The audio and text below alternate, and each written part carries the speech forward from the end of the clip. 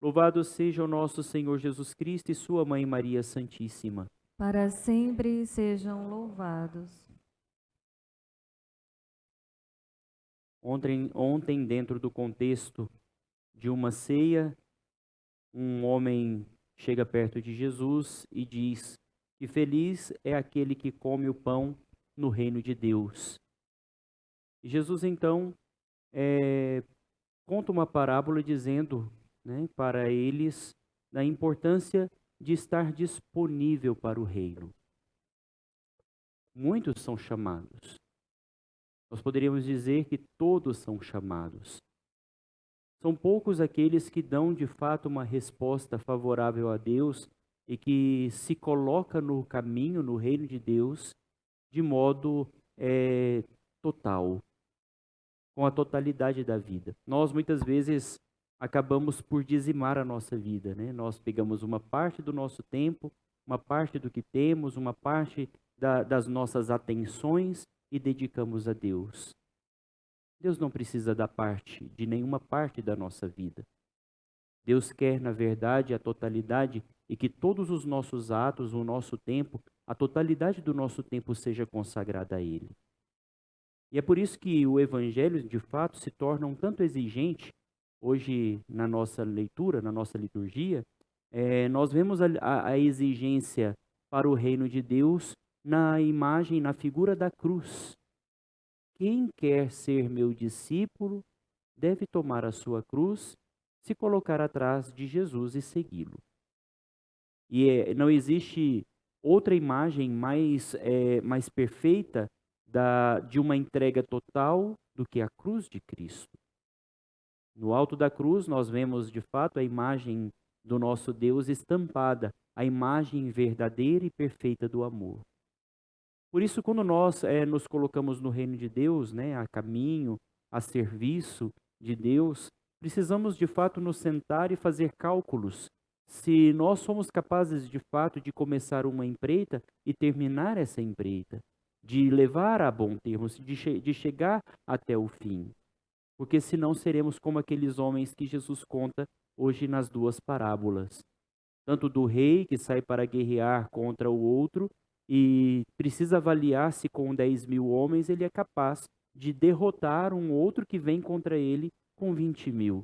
Se não, mais prudente, depois de avaliar as suas capacidades, é tratar de se adiantar e ir conversar para fazer um combinado de paz antes que o seu exército seja dizimado, seja destruído. O que Jesus está querendo dizer para nós é que nós precisamos pegar o Evangelho de fato, não só como um objeto, não só como um livro que se lê, mas como uma regra para a nossa vida. O Evangelho é de fato uma regra para a nossa vida. Precisamos fazer, né? Nós dizemos muitas vezes uma expressão: precisamos tirar o projeto do papel. De fato, precisamos fazer com que o Evangelho saia das páginas de um livro e seja de fato inscritos. Os Evangelhos precisam ser inscritos na nossa vida, na nossa alma. E de que modo nós podemos viver isso?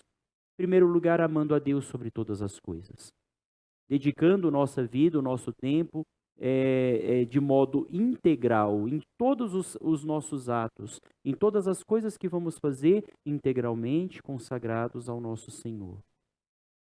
Outra parte desse cumprimento do Evangelho é aquilo que hoje a primeira leitura nos propõe, leitura da carta de São Paulo aos Romanos. Ele começa dizendo: irmãos, não fiqueis devendo nada a ninguém, ou seja, viva a sua justiça em relação ao outro. A única coisa que nós podemos ficar devendo é o amor. Não é mais nada na nossa vida devemos ter uma pendência com relação ao nosso irmão. Mas o amor sim. O amor é algo que a gente sempre precisa ter uma dívida para com o outro.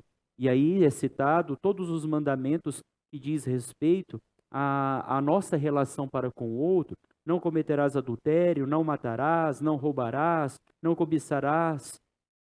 E todos esses mandamentos se resumem em uma única coisa: amarás o teu próximo como a ti mesmo. O amor não faz mal nenhum contra o próximo. É interessante porque nós poderíamos até dizer de um modo positivo, né?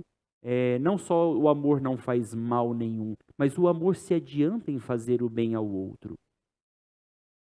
E isso significa, de fato, que nós compreendemos, nos sentamos, meditamos sobre as regras do seguimento de Cristo e agora abraçamos com a totalidade da nossa vida a esse projeto que o Senhor hoje nos oferece. Louvado seja o nosso Senhor Jesus Cristo. Seja louvado.